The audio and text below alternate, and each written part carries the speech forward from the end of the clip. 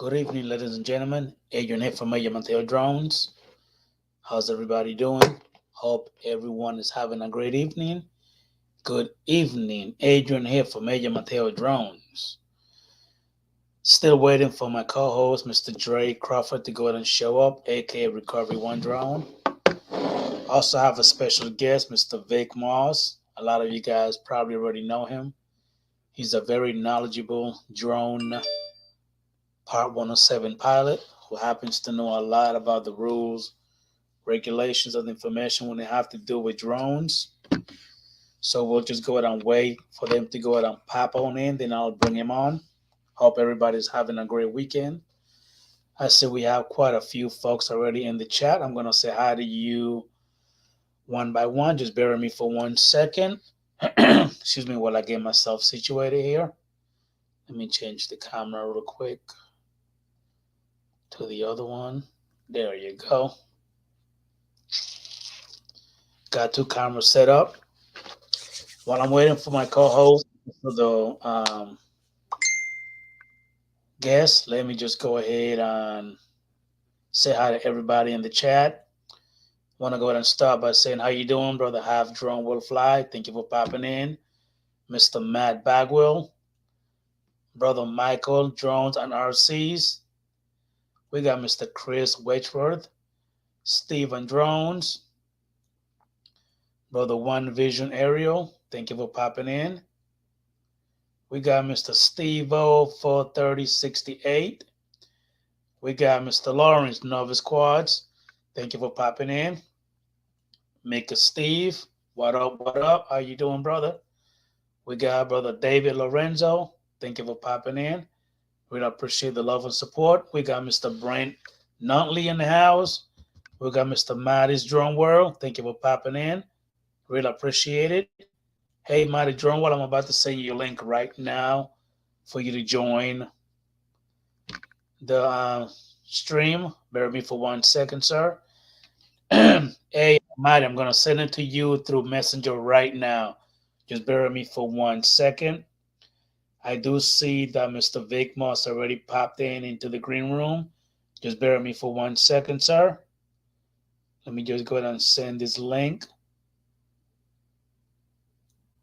Come on, where are you? Where the hell did you go? There you go. So, Matty Drone World, your link is already on its way to you. There you go, sir. So, pop on in. Good evening, Mr. Vic Moss. How you doing, sir? Good, good. How are you? How are you? I'm doing pretty good. Awesome. Doing pretty good. Had to get my background set up. I hardly ever use StreamYard. Basically, I just hear you. I hear and you. Dono. They're the only two I use it for. I hear you. How's the weather in your neck of the woods? It cold. It's not like too bad super though. cold or just cool? Cool, I guess. I think it hit 40 something today. It's supposed to hit 50 tomorrow. Get some of the snow melted off of here. And what state are you in? I'm in Denver. How in the heck is it colder here in Florida? We are 37 right now. I used to live in Tampa. I hated it when it got cold into Florida.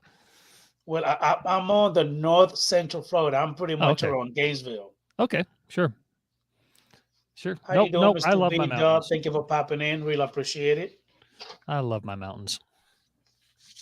So I was hoping that Dre will actually make it. He said he was, but unfortunately, he had some unexpected guests popping in at the last minute, so he might or he might not make it. Hopefully, he just has his priorities screwed up. That's the problem. Well, I guess we all been there before, Vic. Oh yeah, definitely. You have unexpected guests knocking on your door at the last minute. What can you do? Exactly. They're family members. You don't want to turn him around, but hey, not normally. Depends on the family member. I hear you. I hear you. Well, we have last week. They kind of think the week before we did talk a little bit about CVOs and free years and all that good stuff. Which, as I was telling Dre, when we spoke about it 3 weeks ago, that was my first time ever hearing about CVOs Okay. and freers because I guess there's not that much hooping and hollering about it. So I'm glad that you were actually able to make it in to Sure. shine a little bit of light on that because I keep hearing that that only applies to recreational It does. pilots like myself. I'm not Part Correct. 107 yet, but I'm Correct. working on it. Awesome. So if you Join could join the please crowd of 303,000 other remote pilots in this country. yeah. So I will actually go ahead and give you the mic for a little bit. If you could just shine a little bit of light on that, I really appreciate it. Sure. It's just the CBO part or what? You could touch on the CBOs and the free if you do Okay. have some time. Yeah, absolutely. And I thought maybe about remote ID and ops over people. And if you want, I can talk a little bit about my FPV waiver I've got. But it's the CBOs, for those who don't know, is the community-based organization. The 2018 FAA Reauthorization Act required the FAA to set up CBOs in order for recreational pilots to fly under a safety code of an established CBO. Yes, sir. It took until 3 weeks ago for the FAA to finally get CBOs recognized. So it took them 5 years. And now we have 3. We Okay. have AMA, of course, the Aeronautical Modelers Association, FPV Freedom Coalition, and then Flight Test Community. AMA is more for the RC crowd, the older, the folks who've been flying RCs for decades. So basically, that would be like fixed wing. Fixed plane, wing. like the ones I have. Okay. They do have some drone stuff. They're not real fans of FPV, but that's okay. And their safety code, I think, is, I want to say 8, 10, 12 pages, something like that. A very long safety code. And then you have the FPV Freedom Coalition. So First Person View Freedom Coalition. Just FPVFC is what it's called. And they're obviously, as FPV pilots, their safety code is geared more towards the FPV crowd. Okay. Understandably. And then you've got Flight Test. Flight Test is, let's see, what is their CBO called? Flight Test Community Association. And they do a lot of outreach, they do a lot of education, that kind of stuff. Josh Bixler does a lot of this kind of stuff, and so their CBO is geared. Hey, Maddie. Hey, Vic. Maddie. Hello, buddy. It says Maddie's Drone World underneath there, so it's like, sorry, I'm having a moment. It's all good. It's what fine. can I say? Take your time, Anyway, sir. it's the Flight Test is geared towards that. They do a lot of events. They do a lot of outreach for school age kids. They do everything from RC building and drone stuff. They do, if I remember correctly, they have something called, I wish I remember what it's called, but basically they put like 150, 200 drones in the air and everybody tries to crash into each other and the last one still in the air wins. It's pretty, from what I understand, it's pretty phenomenal fun to do. But Josh and his crew are doing a great job. And Dave Messina is the CEO of FPV Freedom Coalition. And so, and then AMA, they've been around, like I said, longer than the FAA. So those are the 3 they've got right now. I'm sure there are others in the works. It's not an easy process to become an FAA recognized CBO. So hats off to AMA as the first, and then Josh and Dave as the seconds with FPVFC, and then Flight Test. One of the things that the FAA is very clear about when it comes to CBOs is you do not have to belong to the organization in order to fly under their safety code. And so AMA has something in their codes about, or their code about how, you need to belong to the organization, which is not true. The FAA is very clear about that. But having said that,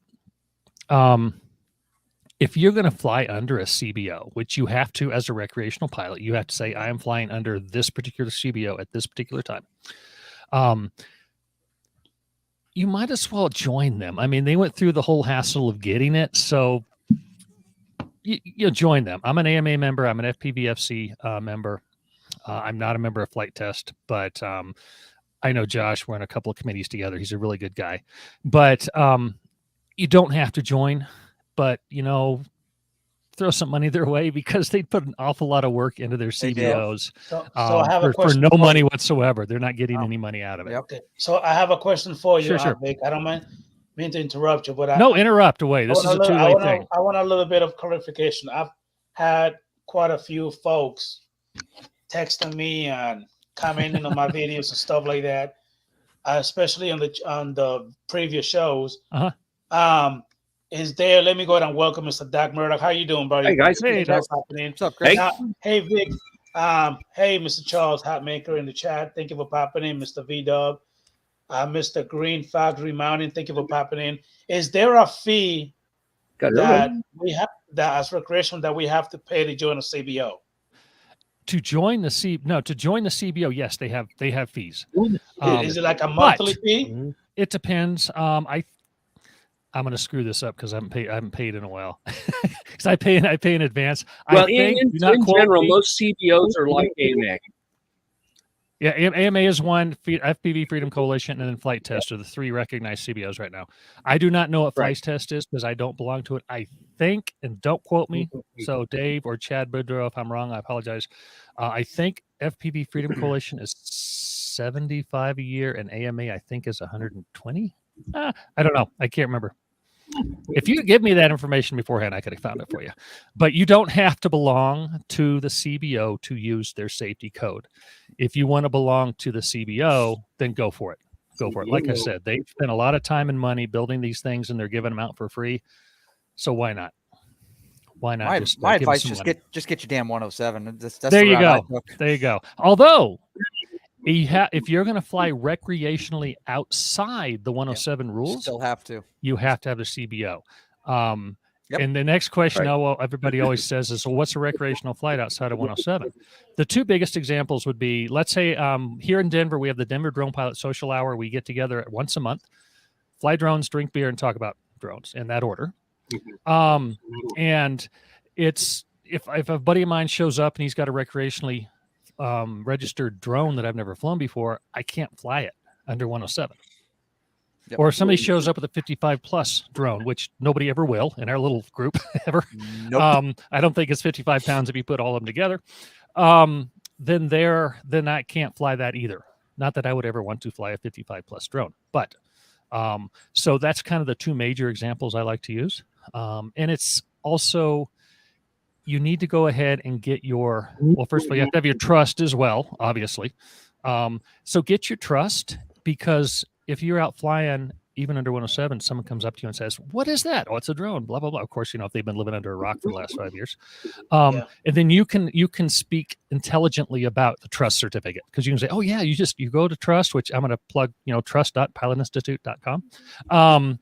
And go get your trust. You should have it anyway. I took 3 or 4 of them just because I wanted to see what each one was like so I could talk to people about them. But get it, because that way you can talk to somebody who doesn't know anything about drones intelligently, or intellectually, whatever. Did that answer your question? That was a really long answer to a very short question. It's funny, actually did a little bit, because again, I didn't know how to answer that, and I've been looking at a lot of the links that that Doc Murdoch have actually dropped into the show previously, but I don't think I found anything that have to do with pricing. That's individual. Maybe I missed it. Yeah, each one has their own pricing, and you go to their website. You can find everybody's got a join link, and then that's where you can find your pricing on it. It's a good idea to join it. I dropped the amount for FPV Freedom Coalition in the chat. It's $40 a year. Oh, how close was I? How much? $40 a year. $40 per year. Messina, you need to raise it to 75 now, because that's what I told everybody it was. Get some commission off this thing. Come on. I get $35 for each one that joins tonight. I would join one, Adrian, if I were you. I mean, we fly FPV, so most of that flying is recreational. Yeah. So okay, and then Flight Tests is $24 a year. Oh wow, I think I'll join. So damn, that's pretty damn cheap. Yeah, I'll join all 3 of them, because you're supporting the industry when you do that. Yeah. Unless you're just strapped for cash. And this time of year I might be, but not a lot of flying in Colorado right now. But it's worth it just because you're supporting the industry. Yep. I've never thought to join one, but I think that's a good idea. Might as well. So again, when when I do become a Part 107, I won't have to join one. I don't have to. You won't join have one. to at all unless you want. Well, again, you don't have to No. join one even under 44809 because you don't have to join to use their safety code. I'm just saying if you're going to use their safety code, it would kind of be nice to join them because they put awful lot of work into getting it. And it's a PITA to get that stuff through the FAA. There was a lot of back and forth about that. Okay. And while we're on the subject, you don't have to use the same safety code all the time. If you're out flying just for the heck of it, you're flying, getting run around. I'm going to fly under AMA today, blah, blah, blah, blah. Well, I'm going to go jump in. I'm going to grab the FPV and I'm going to go fly that. Well, I'm going to grab Dave's stuff and I'm going to fly under FPV Freedom Coalition. If I'm going to teach a bunch of kids, I should get to know the flight test one better because I just don't know it. Then I'll do that. So you can use the same one, different day, same one or the different ones on the same day, even depending on your flight. But you have to choose which one. Is anybody going to stop and ask you? Probably not. But it's also a good idea to print them out and carry them with you. Yeah. Yeah, and Very the good very, idea. very I left a link off in the chance. last Oh, week, awesome! Thanks, Doc. for the it's for the PDF files for their regulation for their rules. Okay, cool. And Cool. Okay. all you got to do is just have a link for that in your phone. And if anybody could. asks, go, well, hang on, here you go. It's right there. Yeah, You can read 'em if I'm you old want. school though. I have a So- policy and procedure manual that I carry with me when I'm flying. It's like 40-something pages long now. So I'm old school. I want everything printed out. I probably have the- spend more money printing than anybody else. I have the QR codes. There you go. On a single piece of laminated paper Oh, perfect. for the Florida rules, the AMA and whatever rules for down here in South Florida and Awesome. with the 107 and all that shit. So, and I do a lot of recreational flying. There you go. Adrian, you do too with the FPV flying and stuff. You know, that DJI FPV drone is not going to be used for 107. You know damn well it ain't. Correct. You'd be No. surprised. I would You'd I be would definitely surprised. try and join one. Well, I've never used it yet, but Yeah. I've I used may. the Avata. No, I take that back. I've used both. I'm not a fan of the camera on the FPV. how many people are? Yeah, my buddy, my business partner Kenji, he and Ken Dono, of course, as well. Yep. They've got their little things that sit on top. I've got one, but I haven't put my GoPros on it yet. Because I'm a chicken. I'm going to put it in the dirt. How you doing, brother Bob Casey? Thank you for popping in, sir. I really appreciate it. We have an AMA field down here. Hey, by there's where nothing I wrong live. with putting a drone in the dirt. Mm-hmm. No, but they don't like FPV pilots very much. No, they don't. I've got 3 here locally in Denver, and They none do of them not really like like 'em. FPV. Nope.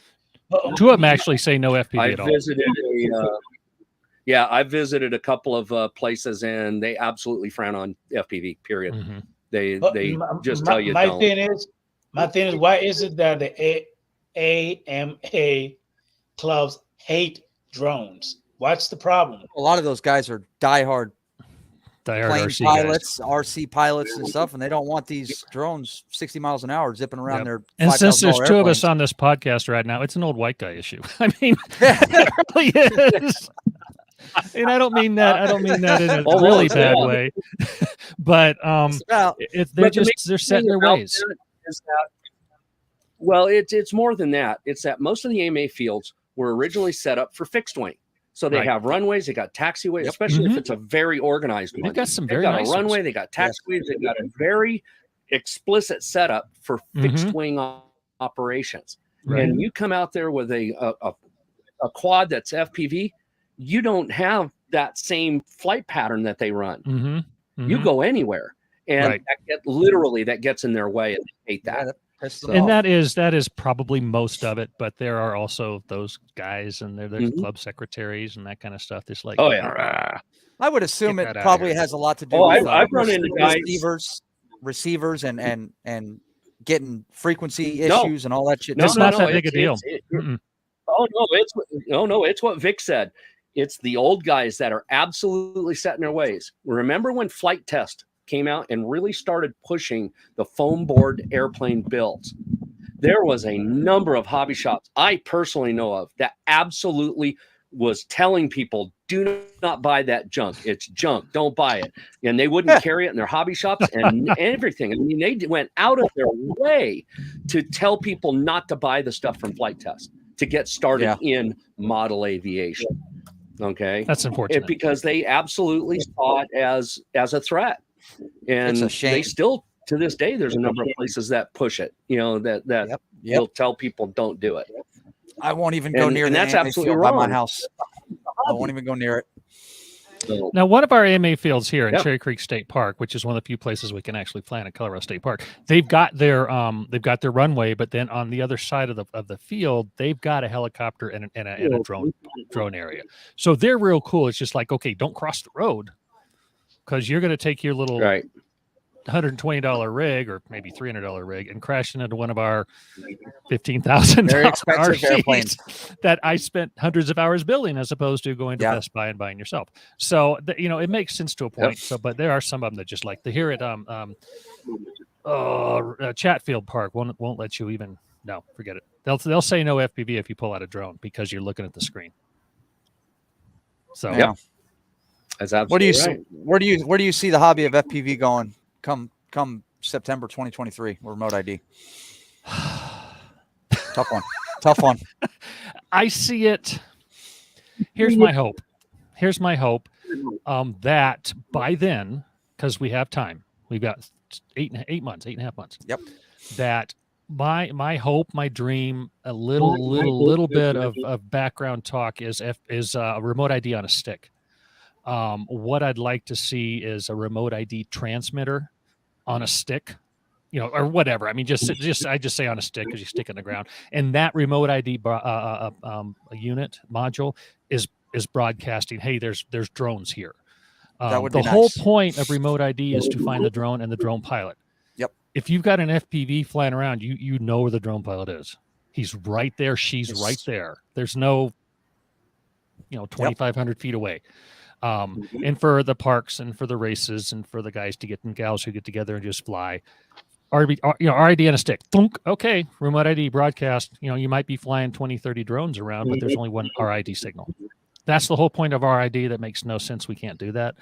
I have not heard. I don't have any inside information. This is Vic talking, but I have no FAA information. That's a fantastic solution, though, to a lot of people's problems when they're out flying in FPV in groups.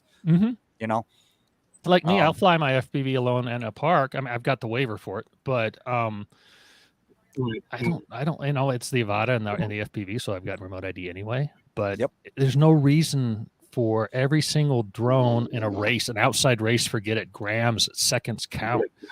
They should not have to run remote ID. There's no, there's a legal reason for it because that's how it's written, but there's no practical reason for it. The whole point of our ID is to find a drone and a drone pilot, and there you are, interfield. You're racing hoops, you're racing flags. There's a drone, and half of them are on the ground. Most FPV pilots, it's a closed course. Most FPV pilots, it's a closed course operation. Proximity. Proximity flies. So. Exactly.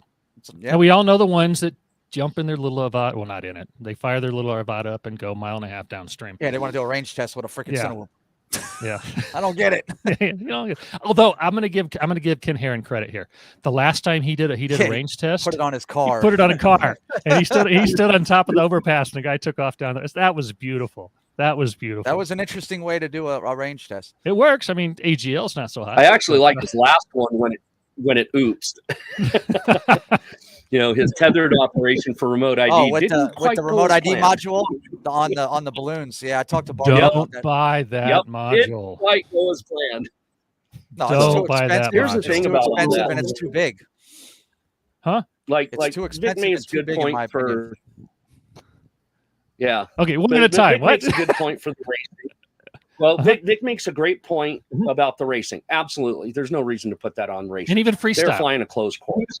Okay, and even freestyle to a point, because the thing about freestyle is that it's most of the guys that are doing it in a general closed area, and that's something that we fought for when they did the FRM, was to just let us do it in Lance and just say, hey, we're just flying this one area. Notify. But they wouldn't go for that. Yep. So there's what that is. But how I see this going right now, yeah. But it was something that we wanted, and it would have worked just fine. Oh, it still would. It's not happening. So it would be wonderful if they'd let us do that. So, but here's how I see it happening in September. Because right now we only have 2 or 3 companies that are even vaguely trying to make the remote ID module, because that's the big few thing more than for that, us, but yeah, for FPV. Yeah. Okay, right now there's only 3. Most of them are too big, and all of them are too expensive right out of the gate. Exactly. Okay, so there that is. I have one company that I've been corresponding with that he asked me for information on how big does it actually need to be, and I sent him a nice email about all that. Beautiful. And he says, I got something in the works. I'll let you know. And that's Awesome. great. So we'll see what that comes about. But if that doesn't come about, and we only have those 3 in September, it's not happening. There will be almost zero compliance. But here's the problem. Be an issue.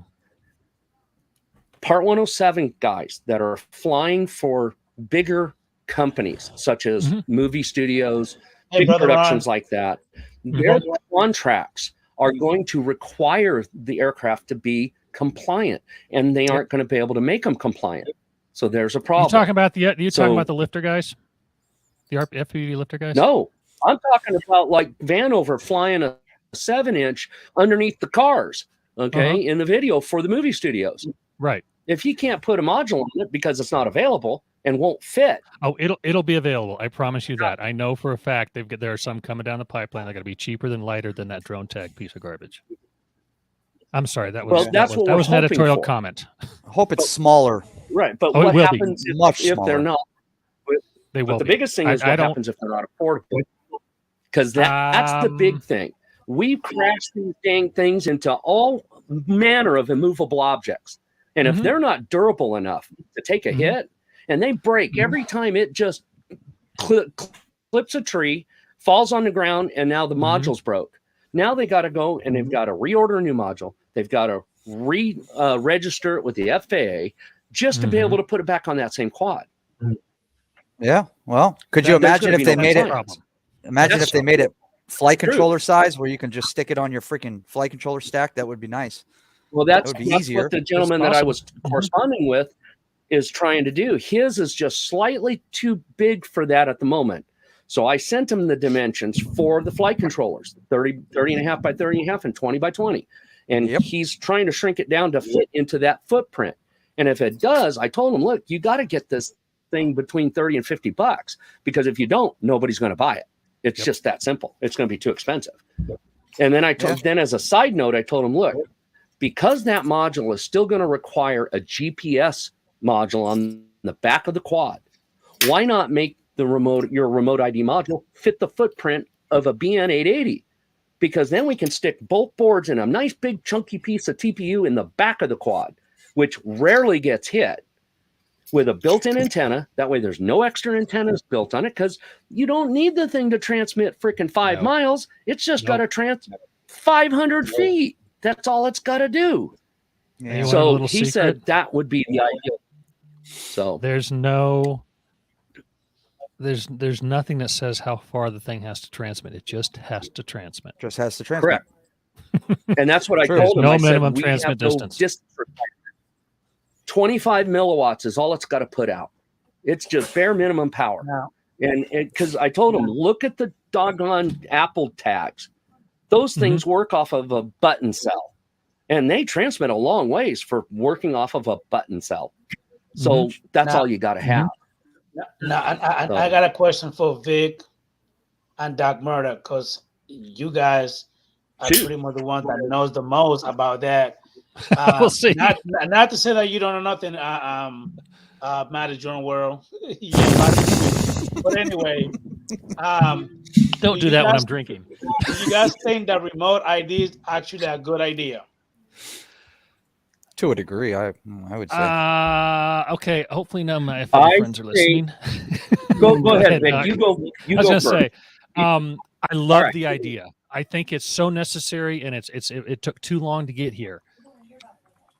The way it's been applied is weak. It was not thoroughly thought out, and honestly, I'm not throwing the FAA under the bus here. This is a DHS. This is a Department of Homeland Security issue. They saw this as, I want to see every drone flying in the sky at all times, anytime I want. Hence the network remote ID, blah, blah, blah, blah, blah. Remote ID was ready to roll out. And then DHS and a couple other alphabet agencies got a hold of it and just tore it up, which is why it was so late getting to us. I think it's a great idea. I love the idea of a license plate in the sky because first responders need it. We get a lot of drone calls. It's like, hey, there's somebody flying. Usually 99% of the time, somebody's looking in my window. No, we're not looking in your window. So the cops show up. Here it is. It's Bobby or Susie that just got a drone. They're flying around. They don't really understand the rules. Get educated.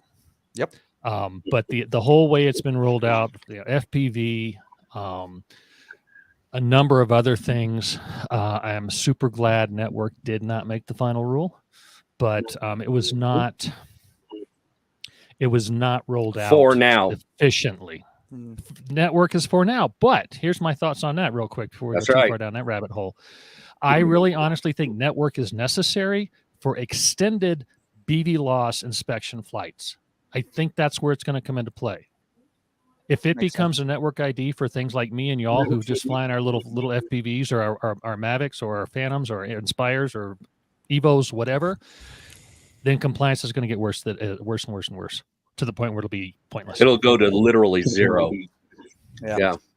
Good question, man. So here's my opinion on remote ID. Go ahead. Oh, no, go ahead, Matty. Go, Doc, because I'm going to end up changing the subject. Go ahead. Okay, well, I got a question before you guys do that. Hold all right, on, shoot, Adrian. Question. It's your show. Yeah. DJI has the no-fly zone, all that good stuff. And if I'm not mistaken, DJI is the Chinese drone company. 100%. If I'm not mistaken, so is Altel.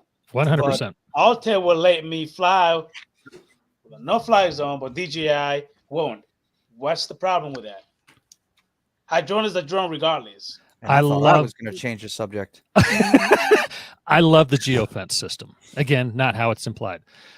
We go on these, and y'all have seen them on the forums. I can't get my drone to fly. I live, 3.5 feet off the end of a runway at Class B airspace. Why can't my drone fly? That means that person has no idea what they're doing. They're dangerous. Mm-hmm. And they're the ones that complain. How many other people say, screw it, and never fly again and throw their drone away? We hear a very minuscule amount of people who don't know what they're doing, and geofence stopped them from being stupid. How many more have it stopped that haven't really bothered to go online and look? I think that as a 107, I should have similar to their QEP, Qualified Entities Program. Mm-hmm. If you're a first responder, you can unlock your drone. I can unlock it and have many times when I'm flying, either at DIA or Dallas or wherever. But it's a pain in the butt. I don't want to have to do it. I want DJI to be able. I want to be able to say, "Here I am," and we all know just having a 107 is not going to cut it. It should not be a qualifier for an unlocked drone. I'm sorry, but it needs work. I love the idea, and again, not the execution. Just like remote ID. Vic, I have a question. Go for it. What is the? I can't seem to get a straight answer. If you do not have cellular data, will you be able to fly or not fly? Data on your phone? Yeah. 100% fly. Once the remote ID comes through. 100% fly. Let's look at the Avata. Okay, the Avata, you have to plug your phone into the goggles because that does not have the goggles and the controller on the Avata don't have a GPS chip. So in order to take off in remote ID, which it is active now on the Avata, you have to plug your phone in. You do not have to have network. You don't have to have a network on your phone to fly. All it has to have is a GPS chip. So it tells the goggles where it is. Out here in Colorado, I get a lot of places where there's no cell service. Yeah. And you're not going to need it. It is not. That's the whole point behind no network. You don't need it. You don't need cell service to fly at all, even with the Avata. You just need a GPS chip on your phone. It doesn't even have to be an active phone. I've got a couple of my older phones, a couple of iPhones, my son's old Samsung. They're not connected, but as long as they get that GPS chip, it'll fly. Yeah. So I've run across a lot of questions about the module having to be put on a drone, but when I did Pilot Institute, course, Greg had mentioned in there that for 107 pilots, each drone you're using for 107 is going to have its own module instead of being able to take one and flop it back and forth. That is correct. But what you can do is it's going to cost you $5, but you can move it, re-register your drone, boom, you're done. To me, I'm just going to put, I still fly my Phantom 4s, my P2s or my V2s, and I'm just going to put one on each. But I'm in a different kind of situation than a lot of people where it's just another business expense for me. Yeah, I have one that's going to go on a Cinewoop, and my Air 2S, it's already built in, so I don't have to worry about that one. All the rest of my drones have it. And the rest of my drones are all going to be for recreational flying. So hopefully I can get a module that bounces back and forth for rec flying, but 107 is going to have its own. Now remember, remote ID is tied to registration. If your recreational rigs are under 250 grams, you don't need remote ID. No, I don't need them. And you can fly outside of a FRIA. Yeah, none of them are under 250. Oh, hey, I'm they're all 5-inch. Here, dang it, Matty. 5-inch, 7-inch. I don't think I can get them under 250. Nope. Get the stack under 250. There's a few 5-inch, but not many. Hopefully the price isn't bad for them. It shouldn't be. I'm guessing under 50. I would hope so. And you can, like you said, as a recreational flyer, you can just Velcro that sucker anywhere you want. Bounce it back and forth on drones. Yeah, we'll see how it works out. Good thing the Air 2S has it built in. Yeah, I'm happy my new ones do. I change my fleets over about every 18 months anyway, so I'm good, except for the Phantom 4 V2s. Nobody makes a substitute. One issue that I had, Vic, is with my DJI Mavic 3 and the RC Pro. I did get that remote ID error, and it won't let me arm the motor several times unless I have my remote connected to a hotspot on my phone or to the Wi-Fi at the house. That, I think, was an issue with the update. I think the subsequent updates have fixed that. Yeah, I ran into it once. It might have been a glitch. I ran into it once, and it lasted about a second and a half. And I fly my Mavic 3 is my main bird, and I fly with the RC Pro, and so I have not run into it again since. And I don't hotspot it at all. If I need to hotspot it, I just leave my car running and run it through the car hotspot rather than my phone. Okay. Because it's more powerful. But it's got to be a glitch, and if it keeps going, if it keeps happening, contact DJI because they should be able to fix that. Speaking of DJI, I find it quite odd that they came out so early with having to hook your phone up for remote ID on that Avata. Yeah, isn't it? It seems a little premature to me. It's weird. One, it's not legally a standard remote ID drone because it can be modified. You just don't unplug the phone and fly. It's not supposed to be able to do that. Kind of odd how they did that. So my guess, again, I have no inside information. My guess is they're going to put out a new controller. Yeah. So they're going to put it out an RCN1, whatever the remote controller is with a chip in it. That's my guess. Yeah, that makes sense. So Vic.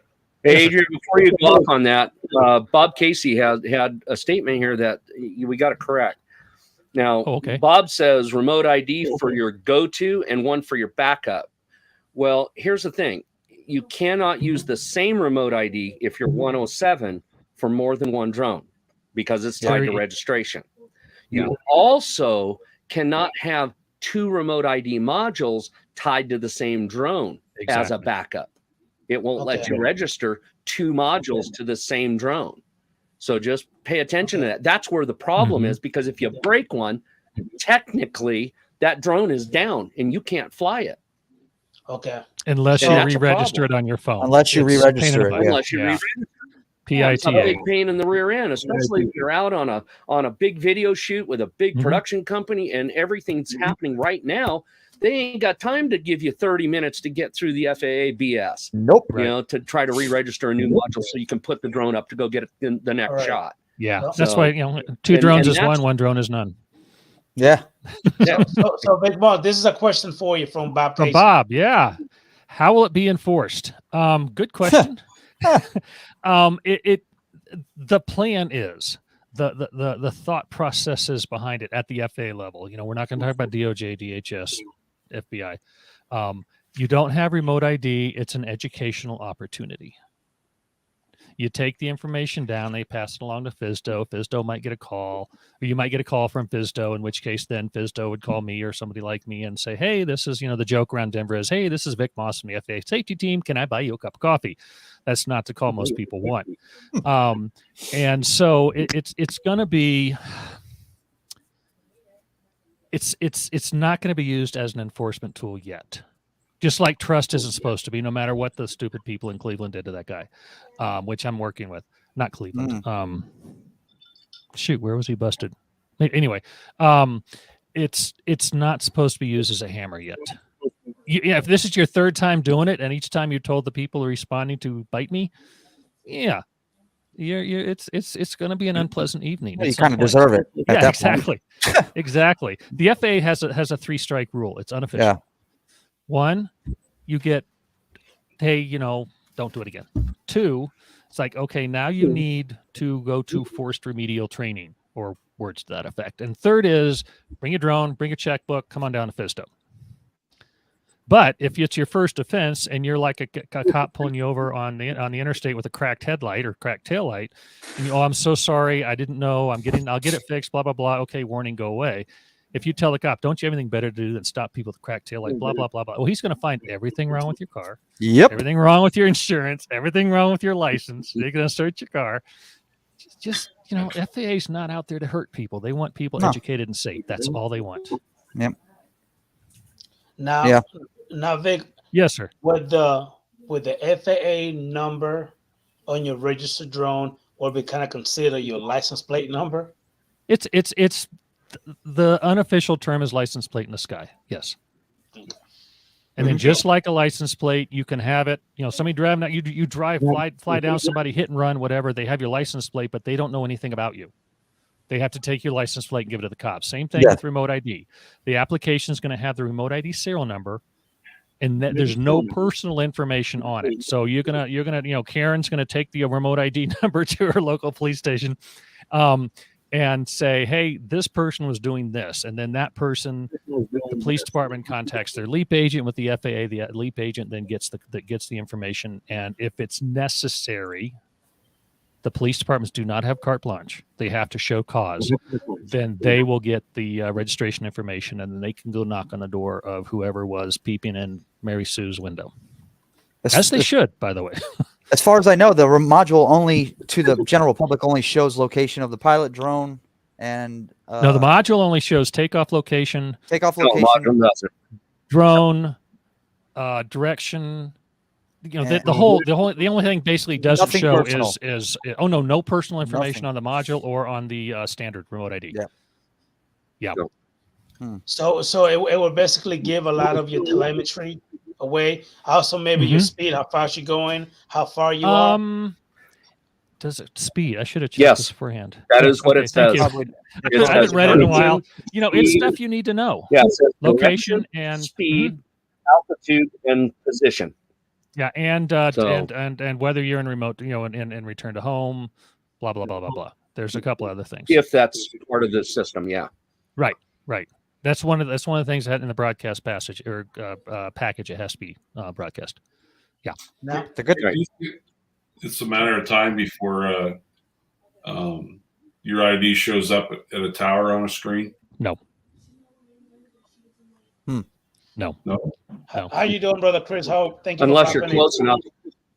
If you're close enough, hey, Chris. You know how close you have to be to radar for it to show up. What I'm talking about. Violators that are coming into airspace. I flight at DIA a lot. I had a project I flew every week between 35 right and 35 left, and I never showed up on any of the radar. And I had to talk to tower beforehand. I had to talk to tower afterwards. And so it doesn't show up. Remote ID is not going to show up. Radar angle. I'm below the radar angle, and the return's too small. Yep. If they had a return for something like that, every goose that flew by would show up as a radar strike. And so it's not geared for that. Yep.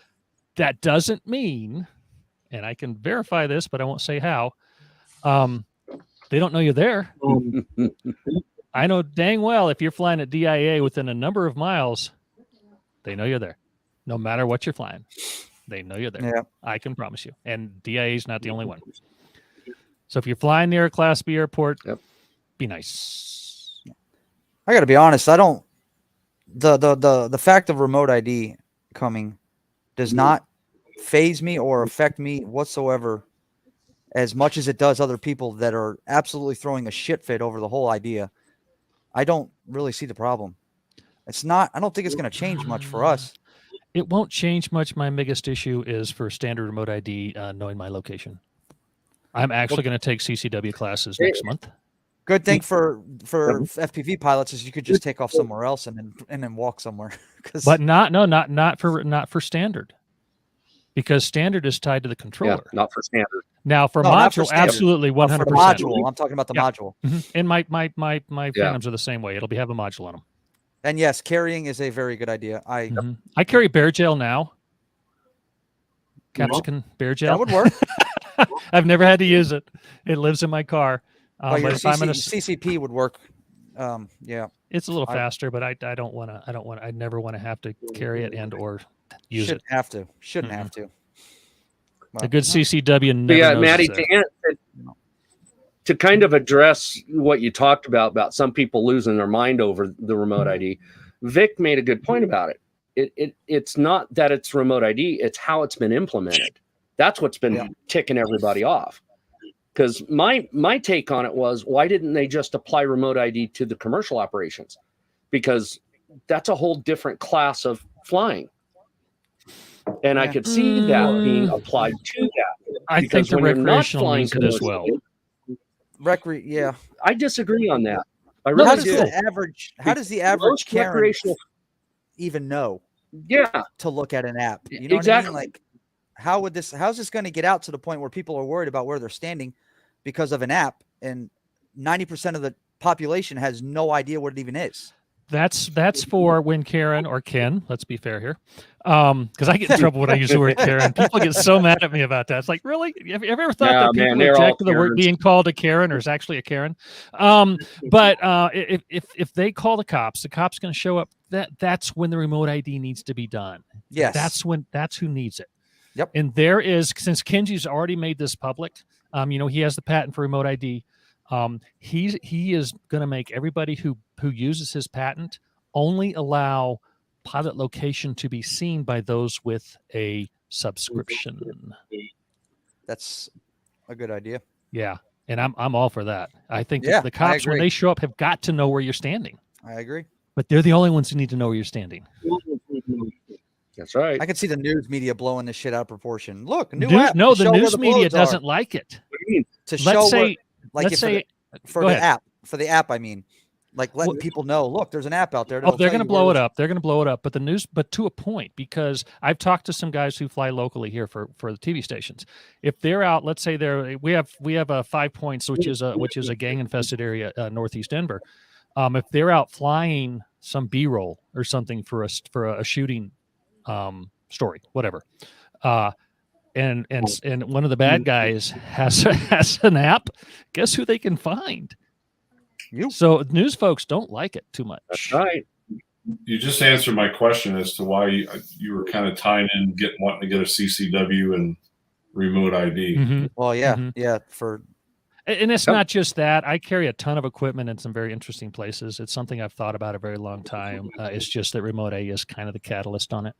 Yeah. But when it comes to Colorado, if you're in Denver, Colorado, mm-hmm. if I'm not mistaken, aren't you guys open carry state? Yep. We're open carry state, but not in Denver.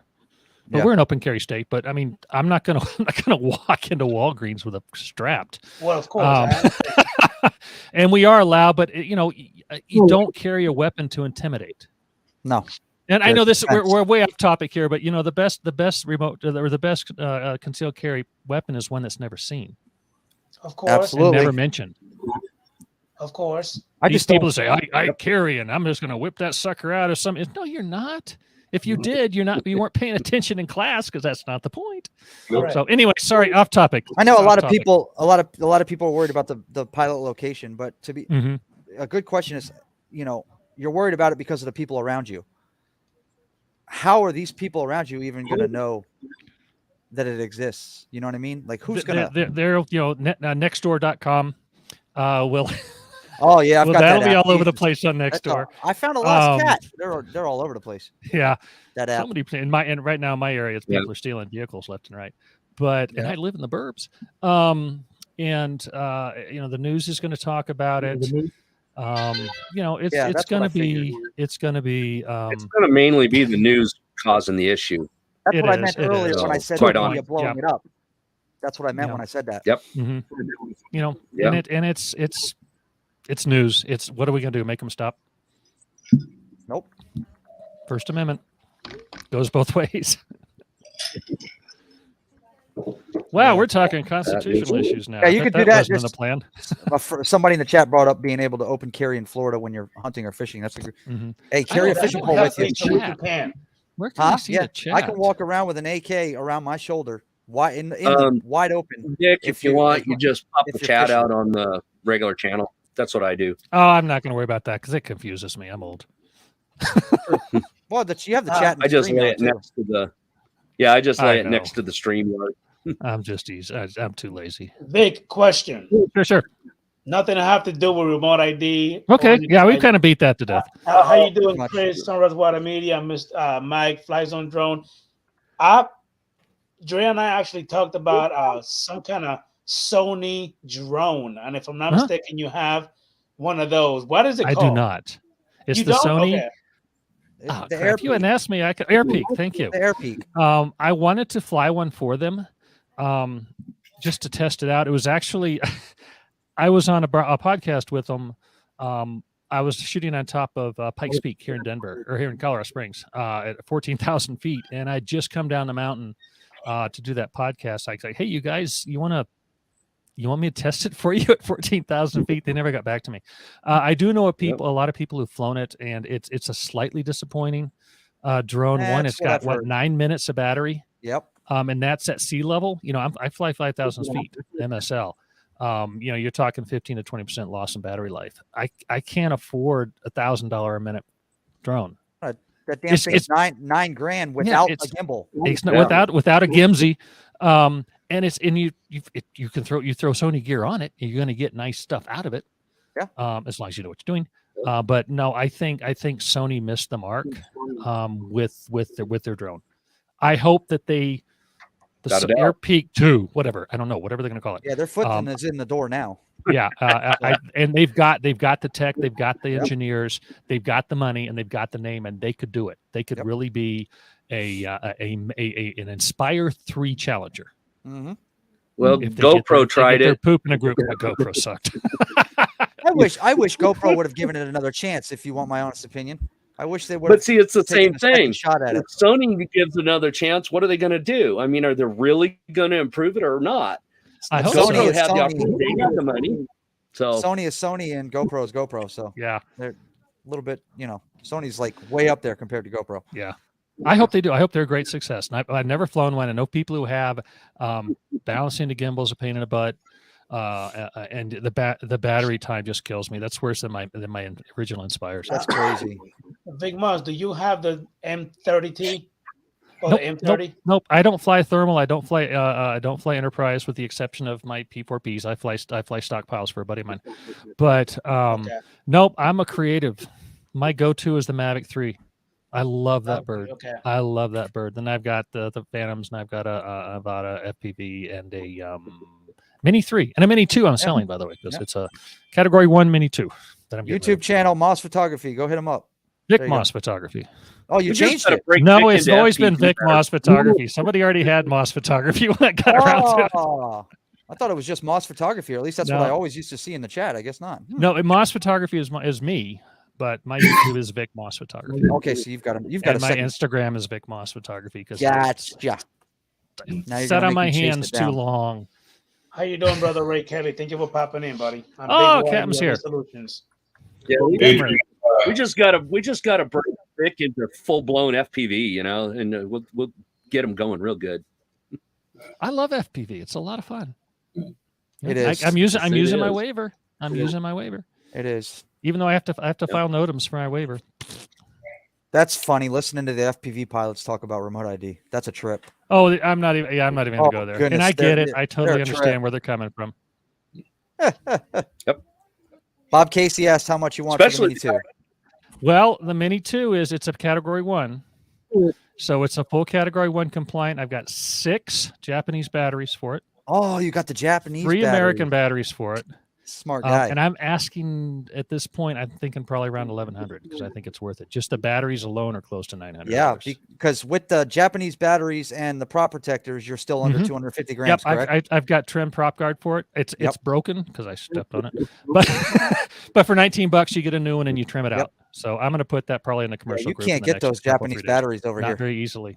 You cannot get your hands on those. Well, and I'm not using it. I feel bad because I've got this gold mine of the Category 1 drone with these Japanese batteries, and they're just sitting. Yep. So I feel bad, and I bought the Mini 3. It's like I don't need it. Poor Mini 2. Yeah. So I'll get rid of it. It's got GPC case. It's got refresh until September. Beautiful thing. Mini 2 is a very capable little drone. Fun little bird. Fun little bird. It is. Hey, Adrian, I'm looking forward to a couple weeks. Hopefully, in the next couple weeks, my buddy up here is getting a 55 plus drone. It's going to be an agricultural drone where it's going to take 2 of us to pick it up and lift it out of the back of the truck. And nice. I don't know if he's going to let me fly it or not, but and he wants some footage, Joe. He's starting a business and wanting to get it started. What's the name? What's the name of the license for a drone over 55 pounds, Vic? That actually you have to land not 135. That's delivery. 161. Part 161. Part 90. Dang it! Why'd you ask me that? I thought it was part 61. Maybe it is part 61. Sorry, part yes, 61. Unless you have a waiver, and Kenji has a 55 plus waiver. Oh, nice. Yeah. See, you can just apply for a waiver and then don't have to do the other stuff. Mm-hmm. So it just depends on how much over 55 it is. Well, I'm not sure what Kenji's is, but he runs a pretty big center rig, and he has the first 55 over 55 107 without the necessary 91. No flight reviews, no medical, that kind of stuff. But he's working on putting that out as well. I know he's working on somebody else, waiver for somebody else too. I mean, you can pay him to write a waiver for you. He'd be more than happy to do that. There you go. Yeah. Hey, I wanted to ask a question. Where do we see Part 108 going? Is that going to be reality or maybe? If it is, it will be a long time coming because the FAA moves so slow. We have an incredible opportunity this year now with the 2023 FAA Reauthorization Act. Mm-hmm. That's where all this stuff can get done a lot quicker than the FAA working through the NPRM process. NPRM notice for proposed rulemaking, for those of you who don't know, the 2018 FAA Reauthorization Act is where all of this stuff came from. Remote ID, 107, ops over people, night ops, all that stuff all came out of the 2018 FAA Reauthorization Act. We did not have the number of pilots we've got now. We did not have the organizational capabilities we've got now. So we didn't have a chance to sit down and get in front of the aviation subcommittees and say, look, we need X to do this correctly, and it can be written into law. We can have we can change 107.3.1 to say, instead of having to actually see the drone to be BV loss or to be V loss, to be V loss, not BV loss. We have to have the full knowledge of the airspace. We have to be able to know where it is. We have to be able to know where it's going. 2 miles out is still safe under most circumstances. But it's illegal without a waiver. So we can get them to go in and change, 107.3.1 section 4, whatever. So it's a detect and avoid, or we understand the airspace. We have full control of the airspace instead of having to actually see the drone. Now, would 108 be an extension of possibly? Part it would be kind of like a rating for manned aviation. Before you do that, sure. Give just give a quick cliff notes of what 108 is for those that don't know. I have no freaking idea. We should have had Kenji here. It is a suggestion out of the BV loss arc to where it could be utilized to have specific training for extended VLOS for, pipeline, a power line. You can go out and fly 6, 10, 12, 15 miles to inspect a power line. that kind of stuff. So it's a, hey, this is what we can do, and we can have this 108 bucket that all this stuff can go in. It's nothing official. Nothing's come out. The FAA hasn't really said much about it officially. But that's where 108, that's when you hear the term 108, that's where it's from. It's the BB-LOS ARC, the Aviation Rulemaking Committee report. And that was one of the things they came up with. It's a phenomenal idea. And as long as it's implemented most correctly. of the scuttlebutt that I've heard about it, most of the scuttlebutt that I've heard about it has been tied to the network connection. That's Possibly. what they'd rather it be. Possibly. Because that's what they're whoever they considering. Whoever they are. Right. Yeah. And if it's, and one, and the network remote ID can be part of that extended BB-LOS stuff. And it should be, because that's a beautiful way for I could detect see and avoid. where that will work. So it'd be perfect. Yep. It would be perfect. And that's exactly what it needs to be. It's just, it doesn't need to be the rest of us. So Vic, when it comes to I agree with that one. Doc Murdoch, which again, you guys know a lot about. I'm sorry, it comes stuff. to what? I missed it. No, I was going to ask, when it comes to I guess companies that I keep hearing a lot out there, that they're actually doing more like commercial delivery with drones. Is that has that even come into effect here in the US? Is it already happening? Well, yeah. I heard it's been happening overseas. No, we've got blood, medicine and stuff like that. Yeah, it's happening. We've got 12 Walmarts, I think, right now that do it. I was actually in Bentonville, Arkansas this summer, shooting 3 of their hubs for DroneUp, who's doing their deliveries along with who's the company that does all the medicine delivery in Africa? Zipline. Zipline's also doing some of that stuff as well for Walmart. It's all proof of concept at this point. So you're seeing that. Amazon is now doing testing in California and Texas, I think. Zipline is doing stuff in North Carolina. There's a couple hospitals in Baltimore and Boston, I believe. Don't quote me on that. That are in it's the proof of concept stage now in the United States.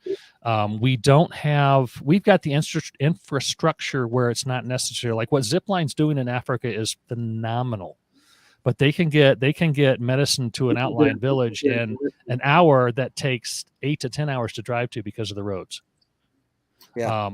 We don't need that here. I don't think we do either. But that last mile delivery, UPS, FedEx, all that stuff, I can see that happening. When? Sure. Who knows? Yeah. We're never going to have the skies darkened by delivery drones. That was the fear. It's like not going to happen. Yeah, everybody thought they were going to be everywhere. Mm-hmm. Amazon drone delivery coming in hot. Well, I doubt it. Yeah. And it's cool. Ken Heron actually called his local Walmart. Yeah. Really? I watched He called his local Walmart to see if he could get some tube socks delivered via drone. Yep. Mm-hmm. But are they doing it yet, though? About. Yeah.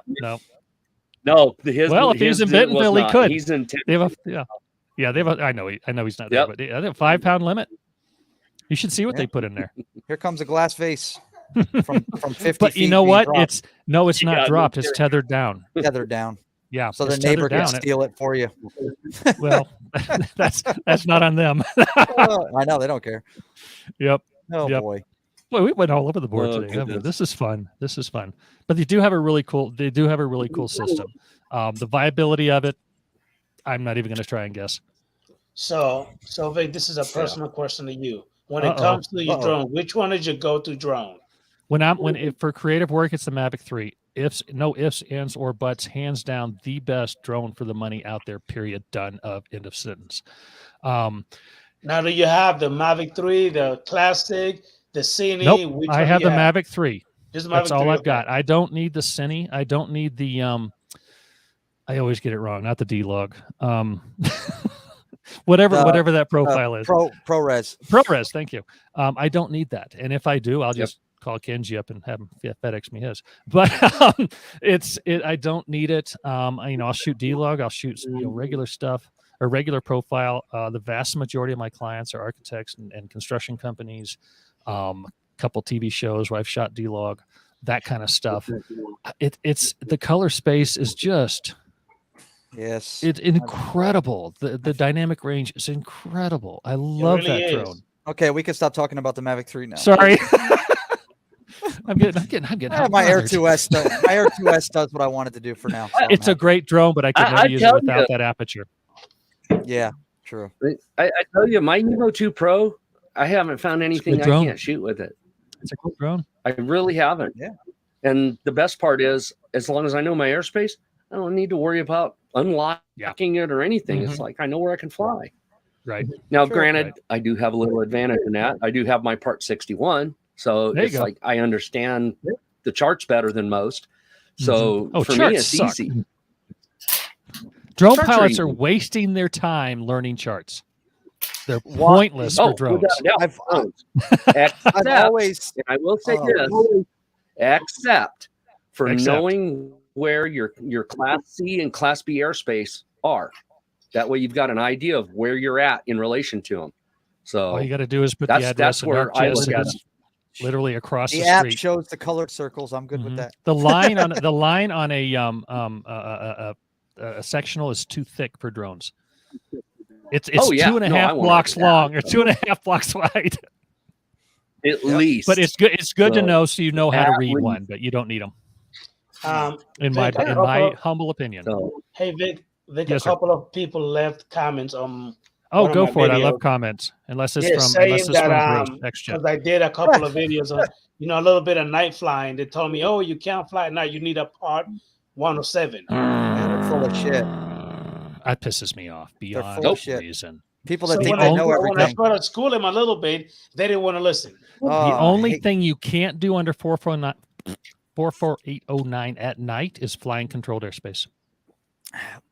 That's it. That's You can fly anywhere else at night, and until recently, you didn't need 3 statute mile strobes. It was always a good idea, but with the CBOs, you do need 3 statute mile strobes now. Mhm. Yeah, no, the people who say that have no idea what they're talking about, and most of the time it's because they saw something on the news that was wrong. Yep. And you can't fly within Oh, yeah. 5 miles of an there's a lot airport. of That's that another going one. around. Nothing worse than people that are misinformed. Mm-hmm. Okay. Now another thing. Sure. Right here to my left, I've had I see a husband picture. and, That way. husband and wife, which were a bunch of idiots because I was sleeping around on my FPV, just Mhm. having a little bit of fun, and it so happened that I actually flew over the house just a little bit. Mhm. So then the wife came to me on my property screaming, Mhm. "You son of a bleep bleep bleep! Why are you Mhm. flying over my house? You can't do that. You're not allowed to." Bullshit. Tell her to call the cops. Yep. So no, wait a minute. So Okay. I tried my best to explain to them, very nice. They didn't want to hear it. They don't want to hear it.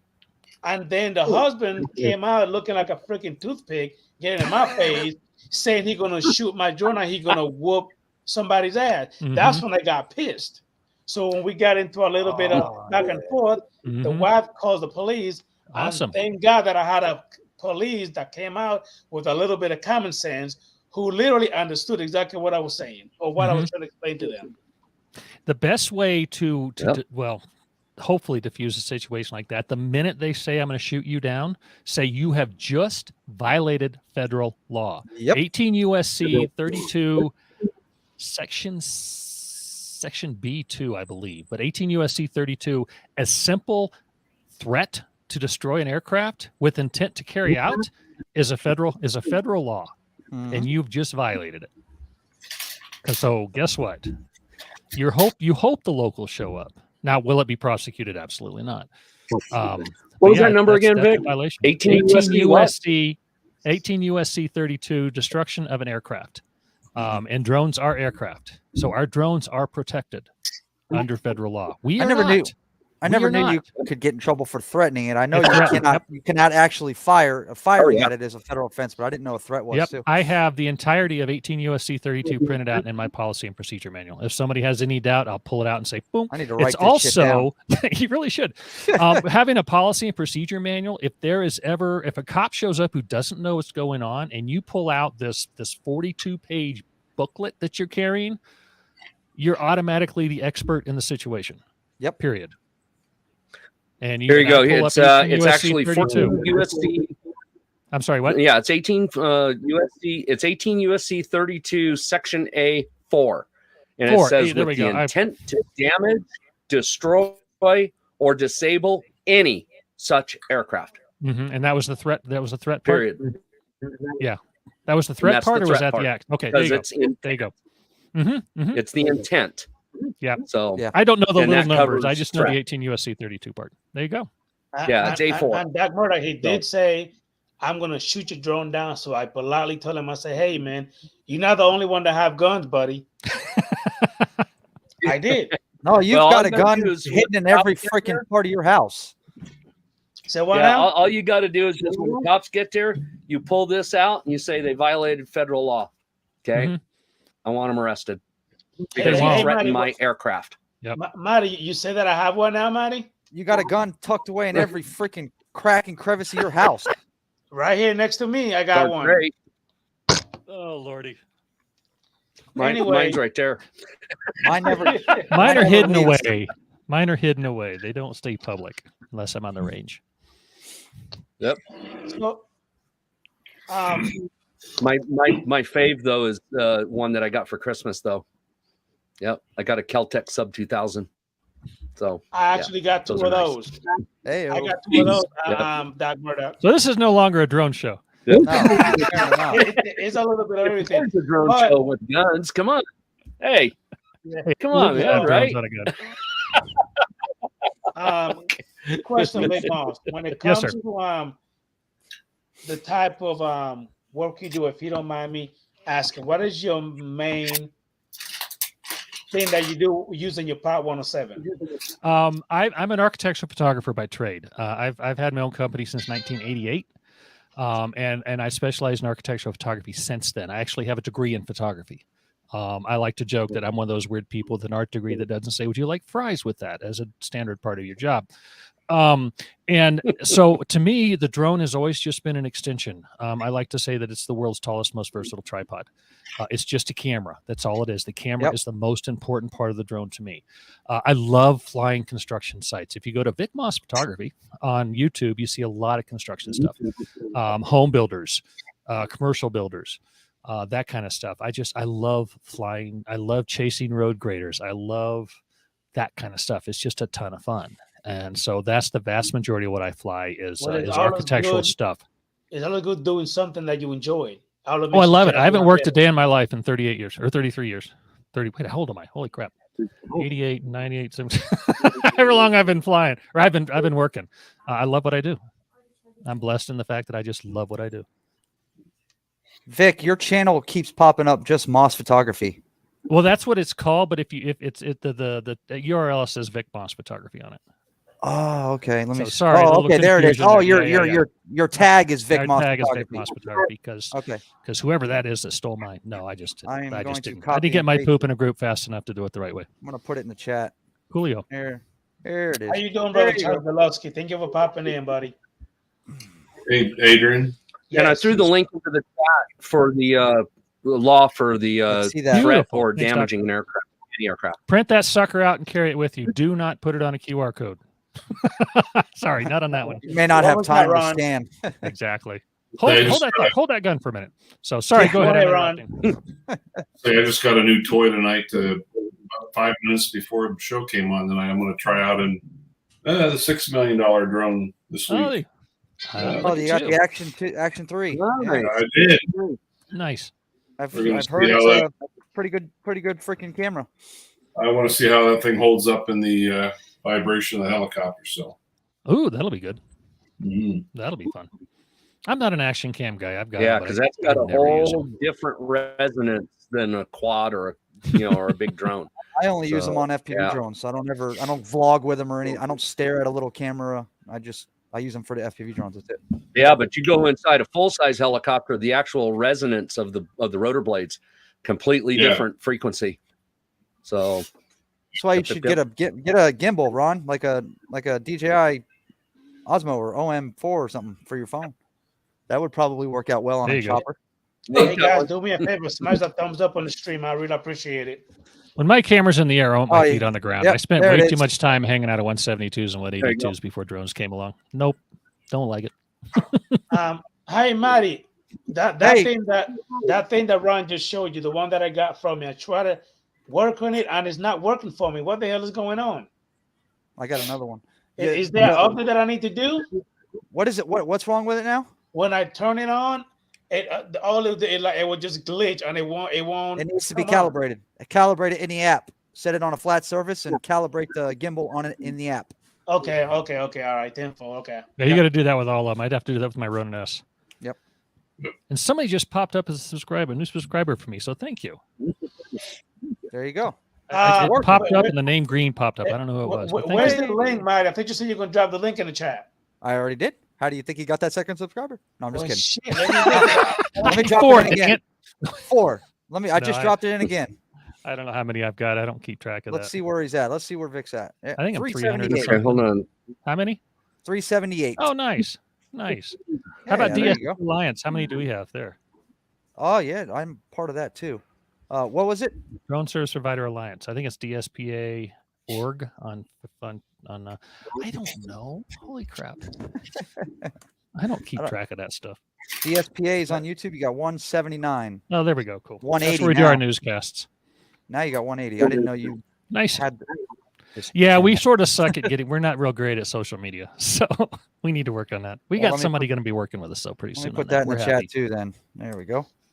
There. That's Yeah. how we can afford to go to the FAA meetings and stuff like that, because all our Yep. membership dues are used to pay for our travel expenses. Kenji and I do not take a salary with DSPA. Oh, we'd Nice. like to. I'm not gonna lie. No. We would love to be in a position where we could pay ourselves, but we don't. We do it for the industry. Vic, were you thinking of possibly going to? Were you gonna go to CES this year? I don't and like just not? CES. I hate Vegas. First of all, it's against everything I stand for. And so, as an evangelical Christian, I hate Vegas. But I'll go for the drone stuff. Other than that, I just don't like it. Apparently And every there time were I none. go, I blow a truck up. From what I've got Dobo the said, 3 out of the last 2 times I either lost an engine or a transmission on the way. there was only one drone I was company going to there. say, you got to stop using those thermal guided rockets off the drones there, Vic. Come on. Oh, that's what I'm doing wrong. Dadgummit. I need somebody to do that better for me. Yeah, you know. Oh, Vic, you answered one of my Oh, big God. questions. Sure. You know, not that I said we don't have to worry till later, but yeah, you know, I'm sure you have that in Colorado, but up here in Wyoming too, I actually have some areas that I go to. They're just so gorgeous to fly. Mm-hmm. But I also lose GPS signal as well. Really? Oh yeah. It's not near Cheyenne, is it? Because they've got the That's base interesting. there. You lose GPS Because you're not that far north, Ron. I mean, Oh no. you know, Yeah. I've flown. I could see it in the Wow. northern sections of northern Canada where you might have that happen. flying Yeah, in the mountains, Ron. not Flying there. in the mountains. Yeah. I've had GPS issues you know flying in what? canyons, but not. Up near I was just going Yellowstone. to say it might be the, yeah. Yeah, the And I'm wondering Tetons, that kind of stuff. If you've Yeah. got big cliffs, you might lose it, but once you've got it, you shouldn't lose it. That's Yeah. weird. No. Is it just one drone or all of them? I just have just the one, but I'm also wondering how things are going to react. I'm going in a pretty remote area of Alaska in June. Awesome. I'm wondering how things are going to react. In Too. theory, Shouldn't it be a shouldn't problem. be a problem, but in theory, it shouldn't be a problem in Wyoming either. Yeah. So that might be a drone issue. Figures the most Well, the beautiful thing state is, in if the he's in a country. spot where No, he's- that's Colorado. Yeah, but if he's in a spot where he's got no GPS lock to be able to get That's the an thing issue. to unlock, Mhm. that's an issue.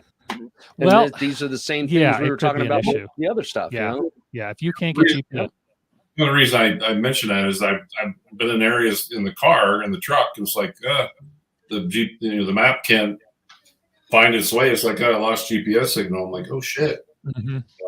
In the middle of nowhere. There are those issues, and that's where I think it's a huge mistake to have the standard remote ID not allowing the drone to take off, because we're remote pilots. We're Yeah. pilots. Well, there's also the recreational side. I'm talking about remote pilots here. You've given us the responsibility to make safety mitigation decisions. Yep. Based on our training. And if you've got a drone telling us that, I'm perfectly safe to fly, but my remote ID is not working, that's not acceptable in my book. No, that's ridiculous that it won't let you take off. If there's any glitch whatsoever in the system or whatnot, that's just, it's uncalled for. But do you think it's because of, I'm going to say this carefully, the people who, how they one person does something and they punish the whole class? I'm not a believer in that. Can it be an issue at the local level? Absolutely. With the feds, you've got the economic power engine behind the UAS industry that will override all of that crap. You've got the idiots. All that kind of stuff proves is that idiots have money. When the guy who flew over the Bengals game, he's an idiot. He has money. He doesn't have a whole lot of money now, but it's that type of stuff really at the grand scale is not going to affect our regulation. The guys who I still think it was the kids, but remember when somewhere, I think it was New Jersey, they flew a drone into a power station with copper below it, or tried, and it crashed because that's not going to be that big a deal. It's just people being stupid. The Boston Bombers used crockpots. We didn't see new regulations for crockpots. I always thought it was the start of, or the word of the start of drone delivery that got that remote ID started. No. I figured it was something of that magnitude that would cause them to want to do something like this. Remember, remote ID came out of 2018 FAA Reauthorization Act. Yeah, man, everybody wants risk assessment. Well, it's our job as pilots is risk assessment. Yeah, but it can be taken way too far. I mean, absolutely. Yeah. Oh, so yeah. what do you, in your opinion, is the main reason this is happening? DHS is the elephant in the room that nobody wants to kick in the nuts. I'm sorry, I probably should have said that. That came in my brain and went out my mouth at the same time. That was perfect. This is DHS's baby. No, they're the ones who really screwed it up. I hope I don't get audited now. Yep. They're the ones that took what I think was a reasonable suggestion of having a license plate in the sky because we really do need it for safety reasons, and just turn it into a big turd fest. They screwed it up. They made it way more than it needed to be. This should have been the first stepping stone for UTM, unmanned traffic management, at the grand scale, at the macros or the macro scale, where people can know who's in the air around them. And when you're talking a lot of drones, you're talking delivery drones, you're talking that kind of stuff. They need to be able to detect and avoid DAA, and remote ID is that engine.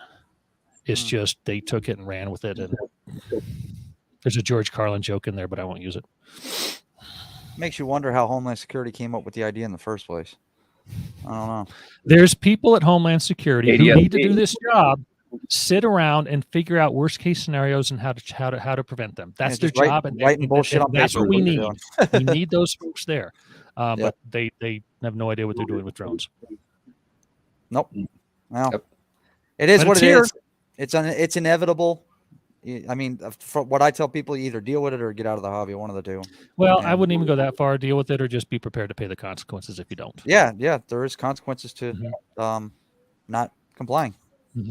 Just if you say you're going to not comply and you get caught, don't bitch on social media because you got caught. Yeah, don't say you're not going to comply, first of all, because that's evidence against you. Exactly. All five of us on this call are going to comply because we have to. I have to comply. I am without a doubt. But hey, there's a lot of people that won't. A lot of people have publicly said they're not going to comply, and it's like, well, you probably shouldn't say that publicly. No. Unfortunately, a lot of people are. I mean, I can see like England. I don't live in a big city. The closest, largest city for me is an hour's drive away. Yeah, I grew up like that. City Now I'm is living 2 in hours Denver, away. So. Yeah. Yep. See, for me, God, the biggest thing I'm going to run into is a flipping tumbleweed. Where I grew up, the biggest thing I was going to run into is a big mountain, because I grew up in the mountains of Colorado. It's a town of 700. I hate the city. Yeah. I wish I could live there now. Well, not there now because it's ruined by the ski areas, but something similar. Vic, you're right around the Denver area.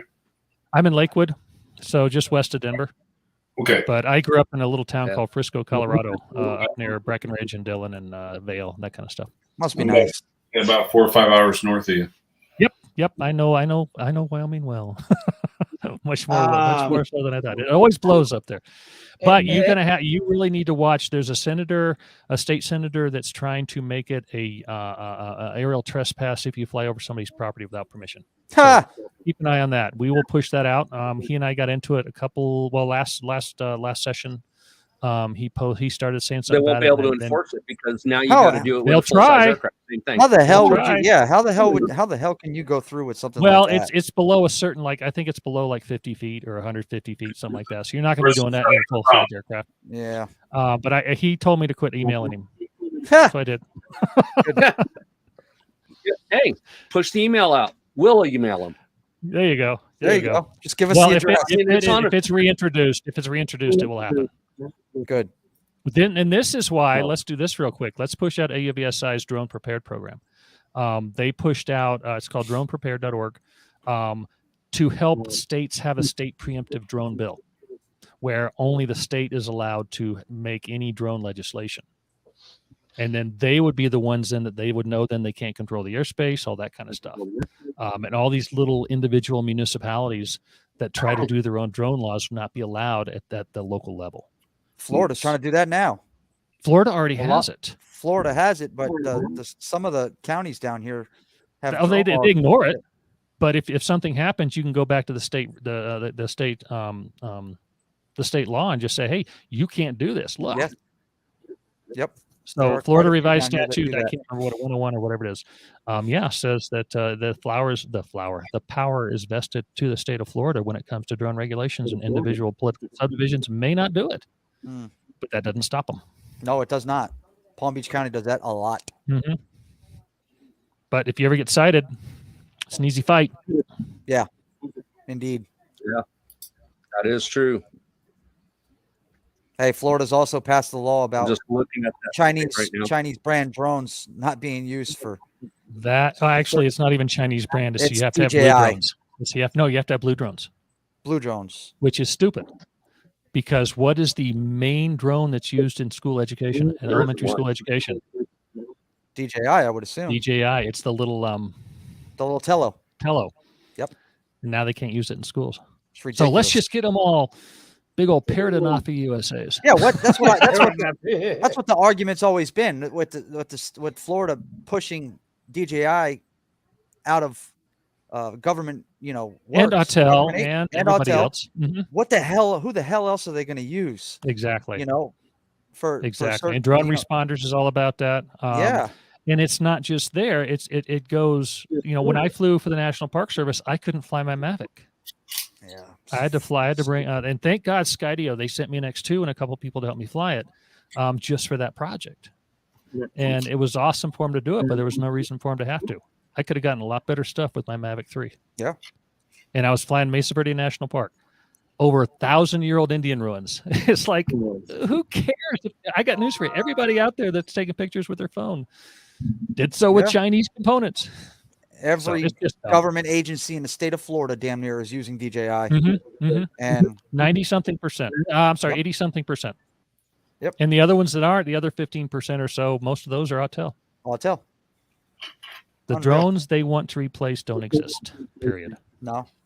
And if they did, they would be probably twice as expensive. 3 to 4 times as expensive and half as good. Yeah. It would be nice to see an American-made company. I would love it. We're all for it. Yeah. Skydio, get your poop in a group. Let's put some stuff out. Yeah. But Bobby, Bobby knows the thing. I don't care what company wants to make one here in the U.S. Name the U.S. companies that are manufacturing the silicon that powers them. I can't. There isn't any. It's all Chinese brand electronics in them. Mm-hmm. Even Skydio. That's correct. Well, the Skydio 2 does. The X2 does not. The X2 is the X2 is a blue drone. Yep. Although the camera system we used was not part of that. So would love to see an American company come out with a drone it'd be manufacturer freaking awesome. that could be on par or better than a company like DJI. Even if it's $1,000 more, You they would still buy not it. be able to build them fast there enough. is quite a few actually. There is quite a few guys. The problem There's is a lot of that they're American in the product, 20, yes. 40,000. Yeah, there's about they're $20,000 and $40,000 because they're made for commercial operations. They're not made for the consumer market. So if I'm not mistaken, what Bob Casey said, that is correct, right? Yes, Skydio has some government contracts. There are military contracts. There's Blue List is DOD, and then you have, I don't want to say ADA. That's the American Disabilities Act. Whatever the other one is, the other acronym acronym. That's to where it can do the different components that aren't U.S. But Skydio does have some of those. There's a number of them. Yeah. Skydio is one of, I want to say 8 or 9, maybe 10 that are on the Blue List that are also on the other ADA. I can't think of it, so I'll call it the ADA compliant. I don't know. You've flown an X2. How does it fly? I'm just curious. Well, since they gave it to me to fly, they just brought it to me to fly. Yeah. No charge. Thank you. It flew well. That works. It's not a video drone. They said right out the front. No, it's not what it's not meant a for. video drone. It's a DoD designed drone. Yep. So that's a lot of idiot-proof stuff in it. The obstacle avoidance is phenomenal. But no aperture, no neutral density filters, no D-log, and it was windy when we were there, and I was trying to do some reveals up out of the canyon, up over the ruins, and that damn thing won't fly backwards to save its soul. But it's not designed to do that. It's not designed to do that. Even the Skydio 2, I've flown before, and it wants to fly itself, and it's kind of weird. Well, the X2 didn't really have that problem. And the X2 will fly at night, so we did get some nice dusk, sunrise, that's sunset a good stuff. thing. Yeah. It was the wrong drone for what we needed, but that was the only drone Department of Interior would let us fly. Yeah. They were weeks away, or actually they were 2 weeks away from canceling the drone part of the project. And then finally somebody said, well, what about a blue drone? And that's when they reached out to me. Where is the evidence in place that shows these Chinese manufactured drones? It's all about what could happen. Well, it's always been about what could. And yet we don't need Chinese drones flying over Fort Knox, flying over the Air Force Academy, flying over Buckley Air Space. Yeah. We don't need that. Yeah, I won't argue that. Yes. No, that part, yeah. Okay, let's look at it this way since we're on this subject. All right, this is a pet peeve of mine. What is and I say this, maybe y'all have heard it from me before. What is the most restricted monitored airspace in the United States? Area 51. Washington, D.C. Washington, okay, yeah. What is the vast majority of drones? Area 51, but that doesn't count. That's DOD. What is the main? But you said monitored. I did. I'm gonna have to change that if I ever say this in front of Congress. What is the main drone that people who go through the hassle of getting permission to fly in that inner ring fly with? You talking about companies? DJI. Inspire 2. Really? Yep. Yeah. Inspire True, Mavic 3s, Autels. Sometimes they'll bring out the big birds, the Bobby's birds, and those. But it's in. Okay, so what? We're flying over Washington D.C. in DJI gear, and I can't fly over 1,000-year-old ruins in the southwestern part of Colorado that millions of visitors see every year and take pictures with their iPhones. It is freaking ridiculous. For every drone in the sky, there's 500 cell phones below it. Yeah. And yet the cell phones are not elite. Mm-hmm. And you know what was funny about the parks thing is we thought we were going to get a lot of flack from people. Oh, you shouldn't have a drone. Everybody, with the exception of one person, loved the fact that we were flying a drone. A ranger was standing next to me all the time, so what are they going to say anyway? Yeah. But one guy was pissed I was flying a drone because he wanted a picture of the ruins without my drone in it. And I was across the canyon, and he was using his iPhone. It's like, dude, if you're lucky, you're going to have one pixel that will appear as a drone. Yeah. It's just so anyway, I was very nice. I said, oh, yeah, we're almost done. He goes, okay, thank you, and walks off. But everybody else thought it was really cool that we had a drone up in the national park. Yeah. Everybody, to a person. Yeah. The national park system's been a pain for all that. It's just ridiculous. It was supposed to be a test case. I don't know if it ever went anywhere. Well, you were about to say something, Ron? I would say that's one thing I still fear to this day about national parks. You know, that how they say the rules are as long as you take off from outside the park. But you know, I don't think the vast majority of the rangers know that rule. They automatically. Ones I deal with do. Pardon me. Ones I deal with do. You have to educate them yourself. Yeah, you can educate them. Yeah, and it's right on the NPS UAS FAQ page. It says right there, what about taking off outside the park? They say you just need permission from the landowner. Yeah, I flew over Cedar Breaks, which is on my YouTube channel, and I took off outside the park. I mean, it's national monument, but it's still run by the National Park Service. And I went to the guys and said, I just want to make sure this is your boundary. And he says, yeah, people fly there all the time. Go for it. And by the way, if you go 50 feet west of there, then you're in wilderness, so don't fly from there. But he said, yeah, people fly over that all the time. And I made sure I stayed away from the visitors areas and that kind of thing. I didn't want to bother people. Fly friendly. Yeah. Vic, I thought you couldn't fly in state or not. You cannot fly in national parks without permission. You can fly over them, but you still have to maintain the FAA. So you're talking Grand Canyon. What are you going to do? Fly 1,500 feet inside the Grand Canyon? You're not going to see anything. This was Cedar Breaks in Utah, so I could do it. State parks are absolutely 100% state dependent on each state. We're working with Oregon now to get that all set up. Colorado, if you mention the word drone, they throw you out of the office. But we well, not really in Colorado because we have a lot better places to fly than state parks in Colorado. That's very true. We have some beautiful areas to fly. I've got two places here that I just would absolutely love. One is Mount Rushmore. Oh, I'd love to fly Rushmore. And two is Devil's Tower. I've seen a lot of people fly Devil's Tower and get good photos from outside. Yeah. But yeah, flying up close would be fun to dive if you're into that kind of thing with FPV. Although that would be a blast. But getting some nice reveal footage of the tower would be awesome. But I'll tell you what, with the DJI version 3 module unit, I'll bet you can do it. I bet. Yeah. I've heard. But you got to maintain that VLOS. Yeah, I know. Good. And Heron told me the one time he wanted to fly up George Washington's nose. It's big enough. I've seen close-ups. You could fly a drone up his nose. Yeah, I'm only an hour from there. So nice. We don't have any hills or anything to fly in Florida. All we have is landfills. That's pretty much it. Landfills and sink hills. So it's all flat area because it evens out. I've told you 100 times, buddy. Yeah, well, I know I should come up there because I told you I had family. I have family. Out in Jackson, right? I have family in Jackson Hole. Yeah. Oh, Jackson's beautiful. Yep, I just haven't been up there in years. Beautiful to fly there. And their airport's not that anti-drone.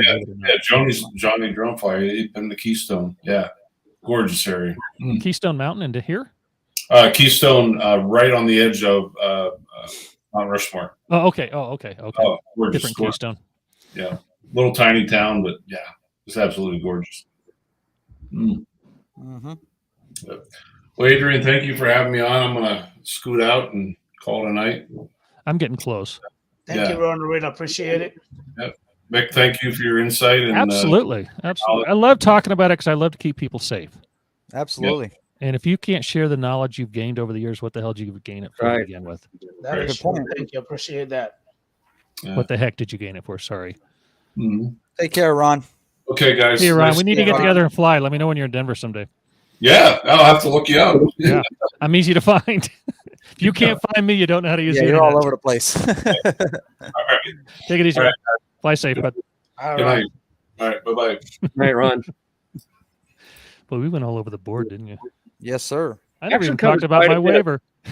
We actually covered quite a bit of stuff that does come up from everybody. A whole bunch of it comes up. What waiver were you? What waiver? I have an FPV. I have a waiver. I can fly FPV without a VO. Oh yeah. I heard about that. Yep. Yeah, Kenji and I have it, and then some other guy up in Washington has them. Is it?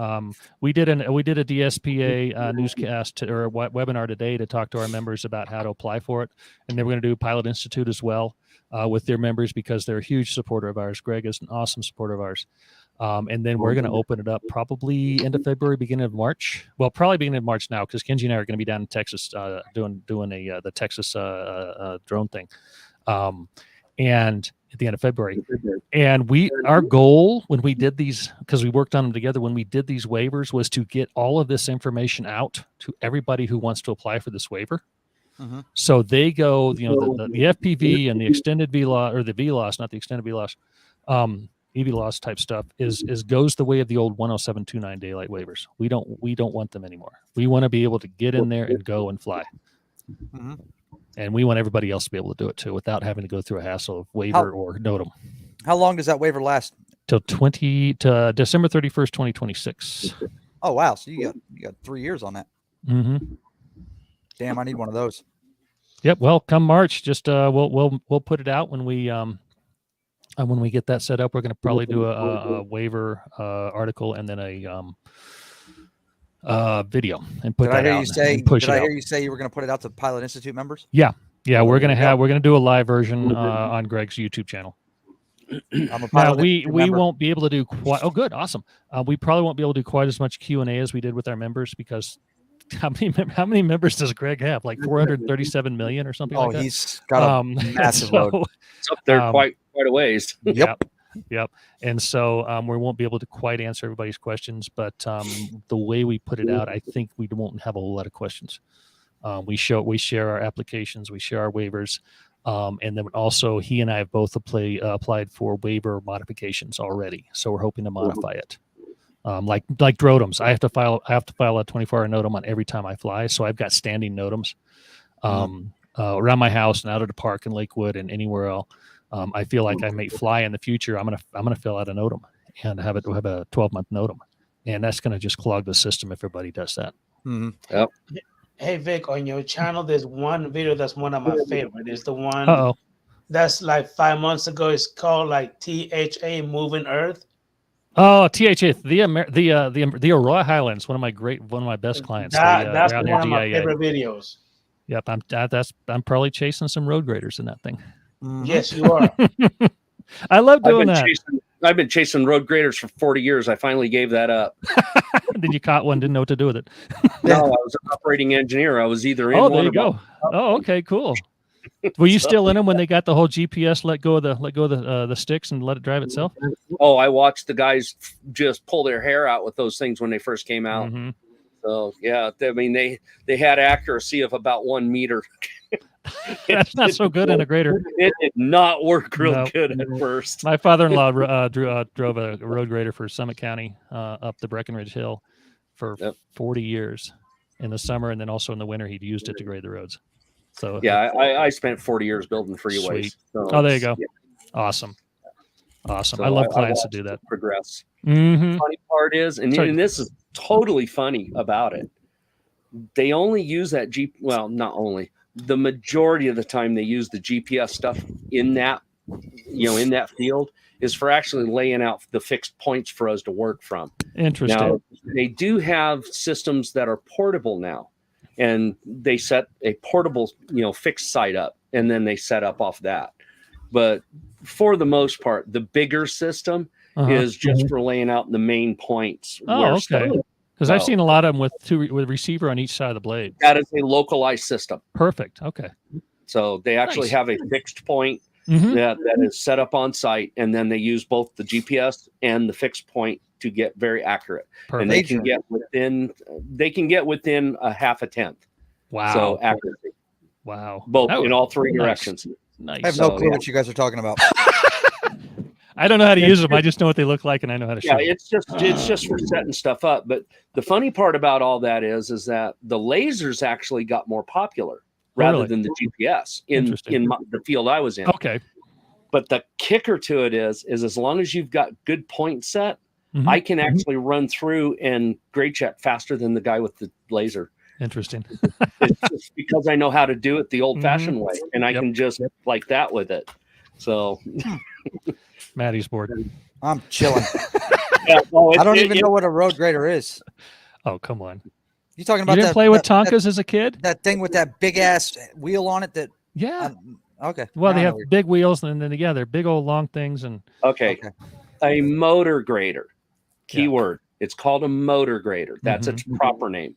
Or a road grader if you're a civilian. We in the industry, we all call them blades. Okay, because that's all they do. They put the blade on the ground and they translate the dirt from one spot to the other. And that's Translate. called Scrape it. I call it That's- scrapers. They call it for Scrapers one- is another word. That's not a scraper. That's a whole different piece of equipment. Ah. Well, I didn't even know there was another different type of equipment. I just Yeah. call it So scraper. now it's Adrian Mateo, construction equipment, learning Construction things, equipment. Right? Oh, they're all over the place. Love it. Because guns, there's a difference construction, between a front end drones. loader and a skip loader. Mhm. Okay. Yeah. They're complete different. They do similar things, but they are two totally different pieces of equipment. And Doc's got all the keys for all that shit. There's only I like 20 in the literally world. Like 20 cat keys in the world. Oh my God. I literally have wads of keys that go to everything. Hmm. So, I mean, it doesn't matter if it's Hitachi, Yamaha, Kawasaki, Cat, doesn't matter. Kumbada. I've got keys to all of that. Komatsu. That's Komatsu, another not one. Kumbada. That's the little Komatsu. thing. Yeah. But yeah, I have all those things. I have all those keys. So How many viewers dropped off when we started talking construction equipment, Adrian? No, not many. Been on for almost 2 hours. Holy moly! I told my wife I'd be an Yeah. hour. I'm in trouble. Oops. Who made the quilt on the bed? Oh no, that came from Walmart, Bob. Okay, so Walmart made it, Bob. Yep. Was it that's- delivered by drone? There it is. That's a Walmart quilt. It's very patriotic. Yeah, it came from China. Okay. Yeah. Well, Are there any more questions before we get too far off the mark here? No, I think we in the covered chat. I Okay. think we're good. all the big Cool. ones. Yeah. I want to Covered do all the one big- quick thing about ops over people because that is so confusing to people. You cannot fly operations over people with the 44809. None of the CBOs allow flights over people. Yep. For 4107, you have category 1, which is under 250 grams, and no rotating parts that will lacerate human skin. Yep. That either means a cage, in my case, because I'm much more conservative than most people when it comes to that kind of thing, or the mini props. If you're falling out of the sky, there's a good chance your props aren't turning anymore anyway. And they're also, they're flexible. They've got the flex points on them. A lot of people feel that qualifies. I do not. I know other people that do, that I respect, including Kenji. Kenji's like, no, that works. And you still cannot fly over people unless also groups of people, sustained flights over groups of people without remote ID. So the Mini 3 satisfies that part. But there's no Japanese batteries for the Mini 3, and the extended batteries actually make it over 250 anyway. Yep. And so the only true category 1 in Vic's opinion is the Mini 2 with prop guards and Japanese batteries. Yeah. There is a category 3 by EB. That's a foam wing, a mapping wing. That has a category 2 declaration of compliance. And those are the only drones out there right now, because I checked today. There are 40-something drones out there right now with an ops over people declaration of compliance. Now, Those are the only ones you can use. Category 2 and Category 3 have weight limits too. Yes. No, they don't have weight limits. They have kinetic energy limits. Kinetic energy. Yeah. 11 pounds for 2 and 30-something pounds for 3, I I believe. can't remember, but it's just about impossible to meet those standards without That's what I figured. Parachute. Yeah. If you want to really break your brain, the formula is K equals mass times velocity squared divided by 2. That's it. Or just get an app. Speed, weight. Oh, okay. That's I got it. I actually had questions on my 107 test that I took a few months ago that had category questions on them. What's the flight time of the Japanese batteries? I'm flying those things anywhere from 5,000 to 8,000 feet. So I'm getting about 7 to 8 minutes. Yeah, lower altitudes. Lower altitudes will be a lot better. And you also have the prop guards on them. Yeah. Yeah. So mine are very limited, but that's why I have 6 of them. Yep. See, I've got the Mini 2 here, the one that we got from Maddie. And I fly between 4,000 and 6,000 feet all the time. And we haven't had any kind of flight time limitation. Yeah. With the American batteries, though. So, with the American batteries, yes, it's under 250. I checked. Yeah, it's under 250. And if you're okay, okay, it is under 250. If you're okay with considering the flexible props or the flexible prop points as satisfying the no rotating parts to lacerate human skin aspect of Operation 1 or Category 1 operations, then go for it. But the only thing I have to say about that is you better be right if something happens. Yeah. You better be right, because there is a Well, medical like- definition of well, like- laceration. Yeah, well, like you There is. pointed out, if something does happen to that drone, all of the DJI products, the moment that drone turns sideways, man, that thing shuts down no matter what's going on. In theory, So, I had the worst time doing that with neither one of my Mavic 2 Pros would do that all the time. I turn it sideways and just Really? I don't want to do this, and keep running. So it's Wow. not something I would rely on. well, I know all of the ones. I know every I know a time lot of I've people messed do it. with that, it's Mhm. instantaneous. I know a lot of people So hand catch, it's turn sideways, instantaneous, 'cause- boom, done.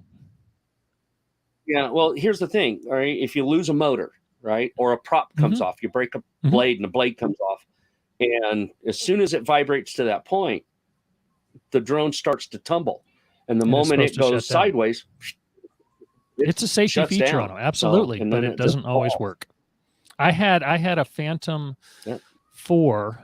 I think it was actually my first P4P. We were on a shoot, and it wouldn't land, and so I took it and got it to at least close. I grabbed it, turned it upside down. It kept flying. It kept going totally upside down. I put it on the ground Oh, and wow. stepped on it to get it to shut down. Wow.